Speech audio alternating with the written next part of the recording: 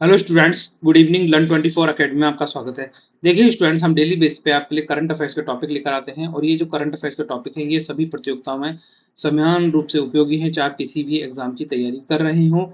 हमारे द्वारा आपको डेली बेसिस पे करंट अफेयर्स, जो मॉर्निंग का करंट अफेयर्स है, डेली बेसिस पे ये अवेलेबल कराया जाता है। इसके अलावा आपको एजुकेशन स्कीम्स भी कराई जाती हैं जिससे आपकी तैयारी और ज़्यादा मजबूत हो सके। करंट अफेयर्स का टाइमिंग है मॉर्निंग में 8 AM टू 9 AM।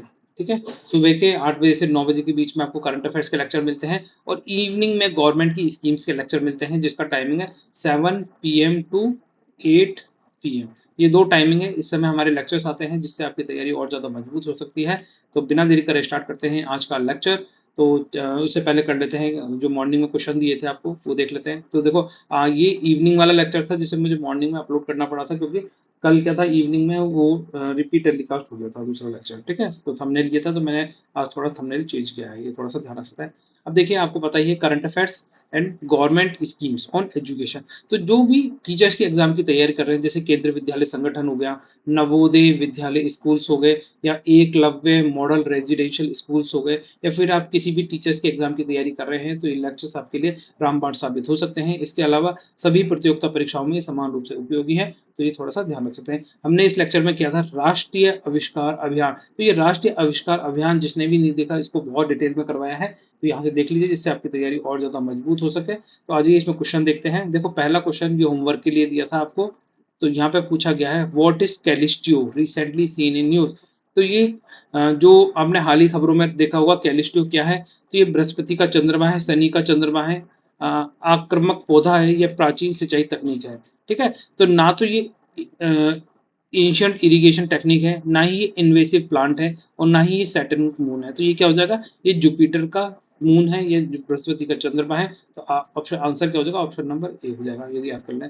फिर देखिए, दूसरा क्वेश्चन आपसे पूछा था व्हाट इज कस्तर रिसेंटली सीन इन न्यूज। आप इस कस्तर को ऐसे भी बोल सकते हैं, के स्टार भी पढ़ सकते हैं। मैं एक बार साफ कर देता हूँ जिससे और थोड़ा सा आपको क्लियर दिखाई दे। ठीक है, तो देखिए, है ना, आप इसको पढ़िए के स्टार। अब आप इसका आंसर देने की कोशिश करेंगे तो ज़्यादा आसानी से इसका आंसर दे पाएंगे। Recently seen in the news, तो ये एक एंटी ड्रोन सिस्टम है, साउथ कोरिया का फ्यूजन रिएक्टर है, साउथ कोरिया का नेवल वेसल है, या फिर फूड कलरिंग एजेंट है। तो देखिए, ना तो ये फूड कलरिंग एजेंट है, ना साउथ कोरिया का नेवल वेसल है, ना ही ये एंटी ड्रोन सिस्टम है। तो ये क्या हो जाएगा? ये साउथ कोरिया का एक फ्यूजन रिएक्टर है। ये थोड़ा सा ध्यान रख सकते हैं, इसको बोला जाता है साउथ कोरियाज। ठीक है, साउथ कोरियन आर्टिफिशियल सन। ठीक है, आर्टिफिशियल सन है, के स्टार नाम दिया है इसका। और सन पे कौन सी रिएक्शन होती है? फ्यूजन रिएक्शन होती है। और फिजन रिएक्शन कहाँ होती है? फिजन रिएक्शन अलग होती है। ठीक है, फिजन रिएक्शन में क्या होता है? फिजन रिएक्शन में एक बड़ा मॉलिक्यूल्स विखंडित होकर दो छोटे छोटे मॉलिक्यूल्स में बढ़ जाता है। फिर फर्दर ये क्या करते हैं? छोटे मॉलिक्यूल्स और छोटे छोटे मॉलिक्यूल्स में डिवाइड होते जाते हैं। और जबकि फ्यूजन रिएक्शन में क्या होता है? फ्यूजन रिएक्शन उल्टी होती है। इसमें क्या होता है? छोटे छोटे दो मॉलिक्यूल्स आपस में मिलकर एक नया मॉलिक्यूल बनाते हैं और वो इनसे बड़ा होता है। ठीक है, और ये जब दो मॉलिक्यूल्स मिलते हैं तो उससे क्या होता है? जो एनर्जी रिलीज होती है उसे ही फ्यूजन रिएक्शन कहा जाता है। ठीक है, तो ये थोड़ा सा ध्यान रख लें। अब आ जाइए, तीसरा क्वेश्चन देख लेते हैं। यहाँ पर ये भी होमवर्क में आपको क्वेश्चन दिया था। तो बताइए what is Havana syndrome recently seen in news. तो हवाना सिंड्रोम जो आपने न्यूज में देखा है, तो ये क्या है? A set of mental health symptoms that are said to be experienced by United State intelligence. तो इसका आंसर क्या हो जाएगा? ऑप्शन नंबर ए ही है, मानसिक स्वास्थ्य लक्षणों का समूह, जिसके बारे में कहा जाता है कि इसे संयुक्त राज्य अमेरिका की खुफिया एजेंसियों ने अनुभव किया है। आंसर क्या हो जाएगा? हवाना सिंड्रोम। याद कर लें अच्छे से, हवाना सिंड्रोम का मतलब है कि मानसिक स्वास्थ्य लक्षणों का समूह, जिसके बारे में ये कहा जाता है कि इसे यूएसए की खुफिया एजेंसी ने अनुभव किया है। नेक्स्ट क्वेश्चन, ये चौथा क्वेश्चन है आपके लिए, ये भी होमवर्क का क्वेश्चन था। तो इनका आंसर देखते हैं। Sanjhi craft recently got a GI tag, belongs to which state. तो ये सांझी क्राफ्ट जो है, जिसे अभी हाल ही में जीआई टैग प्राप्त हुआ है, तो ये किस राज्य से संबंधित है? तो आपके सामने चार ऑप्शन है, उत्तर प्रदेश, महाराष्ट्र, कर्नाटक और केरला। तो ना केरला की, ना कर्नाटक की, ना महाराष्ट्र की, ये कहाँ की? उत्तर प्रदेश की है। आंसर क्या हो जाएगा? ऑप्शन नंबर ए हो जाएगा आपका राइट आंसर। तो अब आइए अपने आज के लेक्चर पे चलते हैं। तो देखिए, हमारा जो आज का लेक्चर है यहाँ से स्टार्ट करते हैं। एक कदम सफलता की ओर। ये हमेशा याद रखें, जब भी आप छोटी-छोटी चीज़ों को पढ़ते जाते हैं, उनको ग्रैब करते जाते हैं, तो उससे आपकी जो सफलता है, उसकी तरफ आपका एक कदम बढ़ रहा है, आगे बढ़ रहा है। कभी भी हार ना मानें, अपने आप को हमेशा मोटिवेटेड रखें और ये सोचें कि जो आप चीज़ कर रहे हैं, वो सही डायरेक्शन में कर रहे हैं, तभी आपको सफलता मिलती है, ये याद रखना है, ठीक है? अब देखिए यहाँ पर, देखो आपसे जो क्वेश्चन पूछे जाते हैं, उनके आंसर ज़रूर दें, सिर्फ वीडियो देखने से कुछ नहीं होता, लेक्चर देखने से ये है कि आप जब लेक्चर देखने के बाद आप क्वेश्चंस के आंसर जो कुछ-कुछ ये पढ़ाए, कुछ मैंने पढ़ाए हैं, कुछ पढ़ाए नहीं है, ठीक है? तो जो नहीं पढ़ाए हैं, उनको थोड़ा-सा गूगल करें, जिससे आपको आपका भी स्किल्स डेवलप हो। जब आप थोड़ी-सी खुद से मेहनत करेंगे, तो आप और लोगों से अपने आप आगे निकलते चले जाएँगे। ये थोड़ा-सा ध्यान रखना है, ठीक है? अब देखिए अफ्रीकन स्वाइन फीवर, आपने देखा होगा अफ्रीकन स्वाइन फीवर, नाम तो सुना ही होगा, नहीं सुना तो आप सुन लीजिए। अफ्रीकन स्वाइन फीवर ये आउटब्रेक हुआ था कोहिमा के अंदर। तो कोहिमा के जो एनिमल हस्बेंड्री और वेटरनरी सर्विस डिपार्टमेंट है, उन्होंने क्या करा, नागालैंड में ये बहुत मतलब काफ़ी ज़्यादा तेज़ी से फैल रहा था, तो सक्सेसफुली इसको कंटेन कर लिया, जो इसका जो बहुत तेज़ी से फैल रहा था, उसको सफलतापूर्वक नियंत्रण कर लिया है। तो इसी पर ये खबर है। तो कहाँ पर करा है? ना कोहिमा, नागालैंड के अंदर, ठीक है? तो नागालैंड में पशुपालन और पशु चिकित्सक सेवा विभाग ने कोहिमा में अफ्रीकी स्वाइन फीवर के प्रकोप को सफलतापूर्वक नियंत्रित किया है। तो ये थोड़ा-सा ध्यान रख सकते हैं। अब देखो ये अफ्रीकन स्वाइन फीवर है, तो इसके बारे में हमें थोड़ी-सी डिटेल पता होनी चाहिए। तो ये किससे फैलती है? पिग से फैलती है या ह्यूमन बीइंग को फैलती है? जैसे मनुष्य, हम क्या पिग्स के संपर्क में आएँगे तो क्या हमें हमें अफ़ेक्ट करेगी? नहीं, ह्यूमन बीइंग्स को ये अफ़ेक्ट नहीं करती है। आइए इसको समझते हैं पहले। यहाँ पर देखो, simple actions can prevent ASF, African swine fever को किस तरीके से प्रिवेंट किया जा सकता है? तो African swine fever kills pigs, ठीक है? इसकी वजह से क्या होता है कि बहुत ज़्यादा लार्ज तादाद में ये जो सुअर हैं, ये पिग्स हैं, ये मर जाते हैं। The spread of this disease around the globe is responsible for massive loss in pigs and drastic socio-economic consequence. Big um, beginning pig production is critical to the food security and livelihood of millions of people. We can all play a role in the safeguard them. तो देखो हम क्या है, जो ये outbreak हो रहा है या स्वाइन फ्लू की वजह से जो लार्ज नंबर पे पिग्स की डेथ हो जाती है, तो इसको हम कंट्रोल कर सकते हैं। कैसे कंट्रोल कर सकते हैं? सेफ्टी मेजर्स को अपना के। तो उससे पहले यहाँ देख लेते हैं, लोकेशन थोड़ा समझते हैं। ये देखिए हमारा इंडिया, अगर हम रात में देखते हैं तो इंडिया ऊपर अंतरिक्ष किस तरीके से दिखाई देता है, इस तरीके से चमकता हुआ दिखाई देता है, इवनिंग का समय है ना? तो यहाँ पर देखिए ये है हमारा ब्रह्मपुत्रा रिवर, आपको दिखाई दे रही है। यहाँ पर मैं थोड़ा सा व्हाइट पेन कर देता हूँ, व्हाइट पेन ही चलेगा, ठीक है? तो ये आपको दिख रही है ब्रह्मपुत्रा रिवर, और यहाँ पर क्या है, ये है नागालैंड। तो यहाँ पर नागालैंड का मैप मैंने थोड़ा सा जूम किया है। जब आप नागालैंड देखेंगे तो ये रहा नागालैंड, और ये रहा आसाम। आसाम के ऊपर यहाँ देखेंगे ये ब्रह्मपुत्रा रिवर बह रही है, ठीक है? तो यहाँ पर ये आप पढ़ पा रहे हैं, ये रहा कोहिमा, नागालैंड का जो ये कोहिमा शहर है। तो यहाँ पर क्या है, ये स्वाइन फ्लू बहुत ज़्यादा तेज़ी से फैल रहा था, तो उसको पूरी तरीके से कंट्रोल करने में सक्षम हुआ है। तो ये लोकेशन भी आपको पता होनी चाहिए। अब देखिए क्या ये स्वाइन फीवर से आपकी हेल्थ अफेक्ट करेगी? तो your health is not threatened bye ASF, African swine fever की वजह से आपकी हेल्थ को कोई इफेक्ट नहीं पड़ेगा। ये रिसर्च स्टडी में पाया गया कि human doesn't get sick from the ASF, जो मनुष्य हैं वो बीमार नहीं पड़ते हैं अफ्रीकन स्वाइन फीवर से, उनकी हेल्थ पर कोई नेगेटिव इम्पैक्ट नहीं दिखे। The disease can not be transmitted to the human through, can not contract with the pigs और बाय ईटिंग पोर्क प्रोडक्ट्स। तो आप मान लीजिए पिग, जैसे ये मारकर इनको खाया जाता है ना? सुअरों को या पिग को, पिग का मांस खाते हैं, तो उससे भी ये अफ्रीकन स्वाइन फीवर नहीं फैलता है ना। एक आप सुअरों के कांटेक्ट में आते हैं तो उससे भी ये एक दूसरे में ये नहीं फैलता। तो फिर ये कैसे फैलता है? तो ये जैसे मान लीजिए अभी ये देखिए, जैसे आप है ना, ये इन जो पिग्स है उनके कांटेक्ट में आएंगे, तो ये आपके कपड़े, क्लोथ्स, इनके साथ में कैरी करके दूसरी जगह चला जाता है और दूसरे सुअर को इफेक्ट करता है। तो अफ्रीकन स्वाइन फीवर क्या है, ये अपनी ही मतलब सुअर से सुअर को ही इफेक्ट करता है, मतलब पिग टू पिग इफेक्ट करता है, ये ध्यान रखें, ठीक है? ASF virus is very resistance and you can carry it on clothing, shoes, equipment, vehicles if you have visited on the infected area or if you bring pork product with you, है ना? अगर आप अपने साथ में इस African swine fever contaminated meat लेकर आते हैं या फिर वहां पे जाते हैं, तो वो आपके कपड़े, वस्त्र, व्हीकल्स, आपके इक्विपमेंट्स, आपके जूते, इनसे चिपट के आपके साथ आगे इधर-उधर फैल जाता है। वैसे नहीं फैलता है, आप अपने शरीर के अंदर लेके नहीं जा सकते बाहर से, तो इसको कैरी करके ले जा रहे हैं। अब देखिए you can help stop yes है, आप किस तरीके से अफ्रीकन स्वाइन फीवर को स्प्रेड होने से रोक सकते हैं। तो आप ऐसे अवॉइड करिए इस तरीके पॉक प्रोडक्ट्स को and travellings, declare them to the transport authorities. तो देखो आपको जो सुअरों के कांटेक्ट में आने से अपने आप को रोकना पड़ेगा। आपको अगर इस तरीके से लग रहा है कि भाई ये जो शुगर का मीट है इसको एक जगह से दूसरी जगह कैरी करके नहीं ले जाना है, तो उसकी वजह से क्या होगा, ये स्प्रेड भी नहीं होगा। आपको क्या है, थोड़ा सा डिस्टेंस बना के रखना है पिग फार्म से, वाइल्ड पिग से, है ना। और जो बहुत, जब तक बहुत ज़्यादा ज़रूरी ना हो तब तक आप वहाँ विजिट ना करें, तो आप इसको स्प्रेड होने से रोक सकते हैं। डू नॉट फीड पिग्स, आप क्या है जो पिग्स हैं उनको ना तो आप कुछ खिलाएं, जैसे आपका जो फूड वेस्ट होता है या फिर किचन स्क्रैप्स होते हैं, जनरली हम क्या जानवरों को डालते हैं, तो ये पिग को खिलाने से बचें, उनके कांटेक्ट में आने से आपको बचना चाहिए। Dispose food waste containing pork product properly in the secure bins. अगर जैसे मान लीजिए कोई पॉक प्रोडक्ट्स है या फिर ये इनके सुअरों का कोई प्रोडक्ट है, तो उसको प्रॉपर जो प्रॉपरली क्या करें, इनको जो डस्टबिन्स हैं या फिर जो भी कैरी बैग्स हैं उनको प्रॉपरली क्लोज पैक करके ही इनको डिस्पोज करें। ऐसा नहीं है खुले में कहीं भी पटक दे रहे हैं। और रिपोर्ट करें अगर कोई आपकी नज़र में इस तरीके से सिक या डेड पिग आपको दिखाई देता है, तो अथॉरिटीज़ को इसके बारे में रिपोर्ट करना चाहिए, जिससे क्या होगा कि अफ्रीकन स्वाइन फीवर को स्प्रेड होने से रोका जा सके। अब आइए नेक्स्ट क्वेश्चन, नेक्स्ट खबर करते हैं। नेक्स्ट खबर है मेटा। ठीक है, मेटा आप जानते हैं, तो ये फेसबुक की पेरेंट कंपनी है। ठीक है, तो इसने लॉन्च किया है artificial intelligence assistant powered by Llama 3। ठीक है, तो लामा 3 क्या है, ये इसका मॉडल है, ये थोड़ा सा ध्यान रख सकते हैं। तो आपसे पूछा जा सकता है लामा 3 क्या है, तो ये मेटा का आर्टिफिशियल मॉडल है लामा 3, ये इतना याद कर लें, यहाँ से ये इंपॉर्टेंट है। तो फेसबुक, इंस्टाग्राम और व्हाट्सएप की मूल कंपनी कौन है, मेटा है, पेरेंट कंपनी है। मेटा प्लेटफॉर्म ने अपने नए कृत्रिम बुद्धिमत्ता एआई सहायक में, एआई सहायक मतलब एआई असिस्टेंट मेटा एआई के लॉन्च की घोषणा की है। कंपनी के नवीनतम एआई मॉडल लामा 3 द्वारा इसको संचालित किया जाएगा, तो ये थोड़ा सा ध्यान सकते हैं। तो ये मेटा का नवीनतम क्या है, एआई मॉडल है लामा 3। बस ये याद करना है कि लामा 3 का संबंध किससे है। तो जो फेसबुक, इंस्टाग्राम, व्हाट्सएप की जो पेरेंट कंपनी है या फिर मूल कंपनी है मेटा, उसका ये क्या है, एक आर्टिफिशियल इंटेलिजेंस मॉडल है। ठीक है, इतना याद कर ले।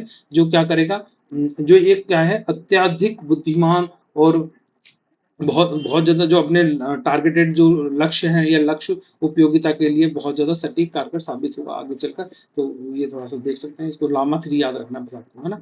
इसके अलावा आ जाइए यहाँ पर, India to deliver BrahMos missile. ठीक है, BrahMos missile to the Philippines. तो इंडिया ने क्या है फिलीपींस के साथ में एग्रीमेंट किया था, या फिलीपींस ने इंडिया के साथ ये एग्रीमेंट किया था कि आप हमें है ना अपनी जो उन्नत तकनीक वाली ये ब्रह्मोस मिसाइल है हमें देंगे, हमें बेचेंगे। ठीक है, तो अब क्या करा इंडिया डिलीवर करेगा किसको, फिलीपींस को ब्रह्मोस मिसाइल। तो आपसे पूछा जा सकता है कि ब्रह्मोस मिसाइल की डिलीवरी इंडिया किसको कर रहा है, किसके साथ कॉन्ट्रैक्ट किया हुआ है, तो फिलीपींस के साथ किया हुआ है, हाल ही में भेज रहा है। ठीक है, तो ये भारत जल्दी फिलीपींस को ब्रह्मोस सुपरसोनिक क्रूज मिसाइलों की पहली खेप देगा। ये डिलीवरी 2022 में दोनों देशों के बीच हस्तांतरित 375 मिलियन अमेरिकन डॉलर के सौदे का हिस्सा है, जो भारत का पहला प्रमुख रक्षा निर्यात है। भारत क्या करेगा, ये ब्रह्मोस मिसाइल एक्सपोर्ट करेगा, किसको करेगा, फिलीपींस को करेगा। आज ये ब्रह्मोस मिसाइल के बारे में थोड़ा सा जानते हैं। देखो जब ये ब्रह्मोस का नाम पढ़ेंगे तो ये BRAH ब्रह्म, जो भ्रा दिख रहा है, तो ये हमारी ब्रह्मपुत्रा रिवर है इंडिया की, अपन ने ऊपर देखी थी। अभी यहाँ पर देखो ये है ना, ये जो ऊपर से रिवर बहती हुई आ रही है, तो ये ब्रह्मपुत्रा रिवर है।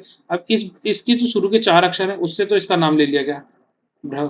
ठीक है, इस मिसाइल का नाम तो ब्रह्मपुत्रा से तो भ्र रख दिया गया, और मोस्कोवा रिवर है रशिया की, उससे मोस रख दिया गया है। तो ऐसे नाम रख सकते हैं। दो देशों के मिश्रण से बनी हुई मिसाइल है, कौन कौन से, इंडिया और रशिया ने इसे ज्वाइंटली डेवलप किया है। ये फैक्ट अच्छे से याद रखना है। और इसका नामकरण कैसे किया है, ये दोनों देशों की प्रमुख नदियां हैं उनके नाम से इसका नाम रखा गया है, ये याद रख लें। ठीक है, अब देखिए ब्रह्मोस मिसाइल के बारे में थोड़ा सा आपको पता होना चाहिए। तो ये एक सुपरसोनिक क्रूज मिसाइल है। ठीक है, जो जिसका डेवलपमेंट किसने किया है, इंडिया की तो हो गई DRDO, defence research and development organisation के द्वारा, और रशिया की कौन सी होगी, NPO, है ना, मशीनो स्ट्रोयेनिया, मशीनो स्ट्रोयेनिया, या थोड़ा नाम याद रख सकते हैं। तो DRDO और मशीनो स्ट्रोयेनिया जो NPO है ना, ये नाम याद रख लें दोनों।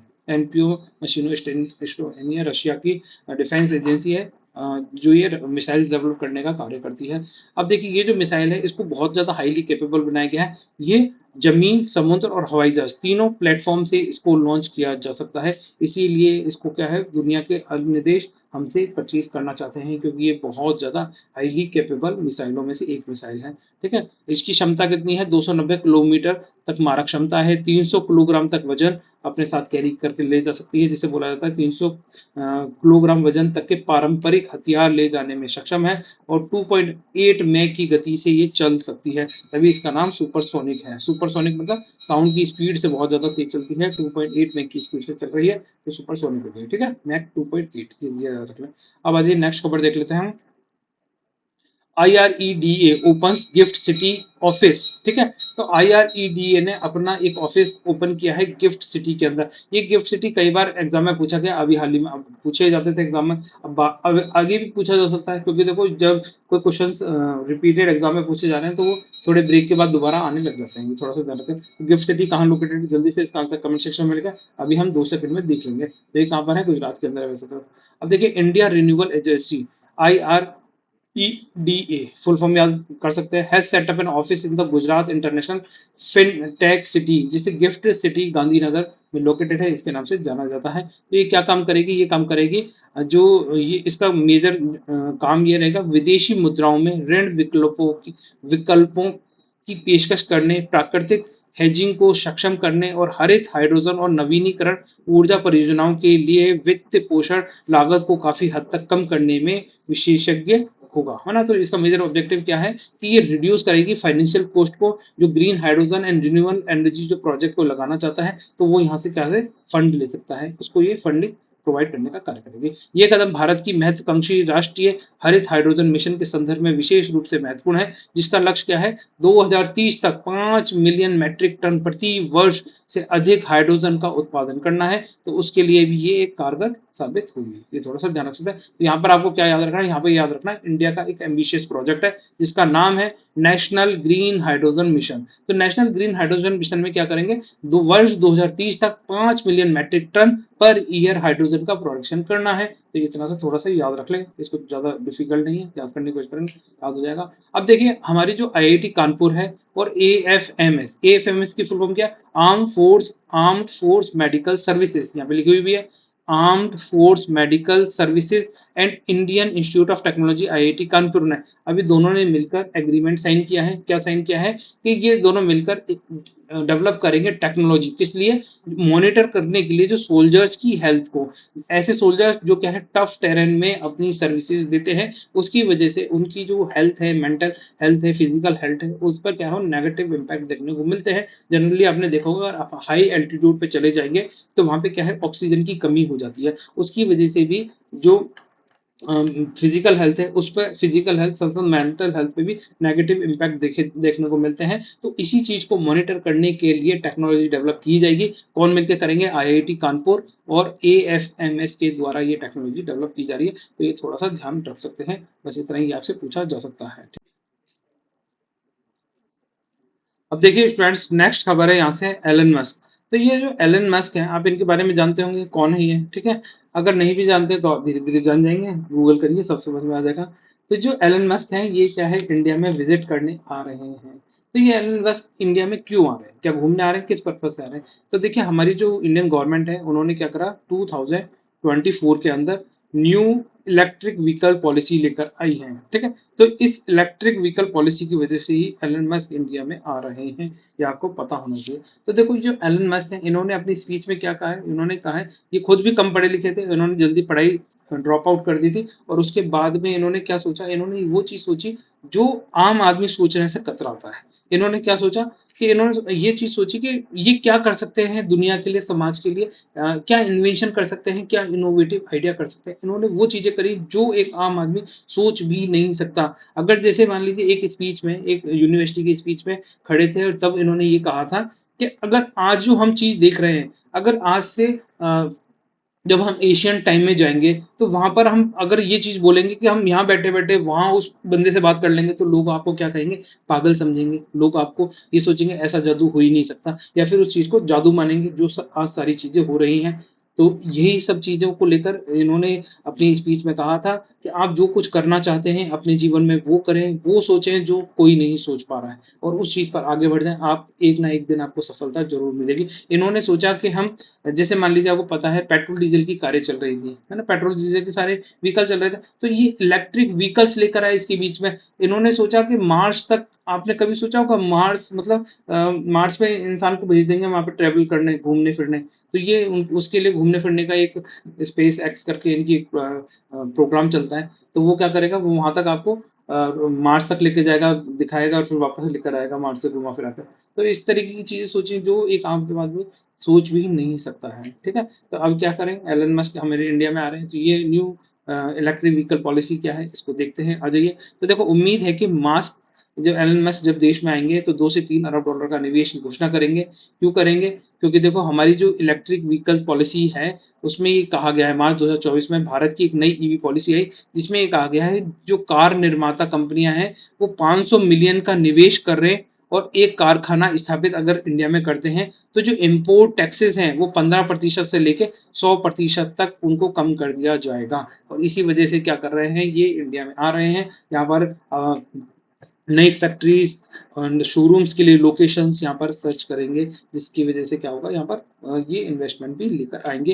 ये थोड़ा सा ध्यान रख सकते हैं। अगर हम बात करें भारत में इलेक्ट्रिक वाहनों के लिए अगर कोई सबसे लीडिंग कंपनी है तो वो कौन सी है, टाटा मोटर्स है, जो क्या है इलेक्ट्रिक व्हीकल्स के लिए डेडिकेटेड है, बहुत लार्ज स्केल पे इलेक्ट्रिक व्हीकल्स बना रही है। फिर भी अगर हम देखें वर्ष 2023 में हमारी जो इलेक्ट्रिक व्हीकल्स का कुल हिस्सेदारी कितनी है, सिर्फ 2% रही है, जिसे जो लक्ष्य रखा गया है 2030 तक कितना 30% तक करने का लक्ष्य रखा गया है। जो हमारी कारें हैं इलेक्ट्रिक व्हीकल्स हैं वो कितना है 2% तक की है 2023 में 23 तक, और उसको बढ़ा के 2030 तक कितना करना है 30% तक लेकर जाना है। इसके अलावा अगर हम बात करें तो भारत सरकार ईवी अपनाने को बढ़ावा देने के लिए एक फेम स्कीम भी लेकर आई है। फेम का मतलब है faster adoption and manufacturing of hybrid electric vehicles, ठीक है? स्कीम, ये फेम स्कीम थोड़ा सा याद रख सकते हैं। अब देखो टेस्ला शोरूम क्या कर रही है, टेस्ला शोरूम स्थानों की तलाश कर रही है और उसका लक्ष्य भारत में कारों को निर्यात करना है। अगर इंपोर्ट करना है तो ये वर्ष 2024 की जो न्यू ईवी पॉलिसी है उसके अकॉर्डिंग करेंगे। यहाँ पर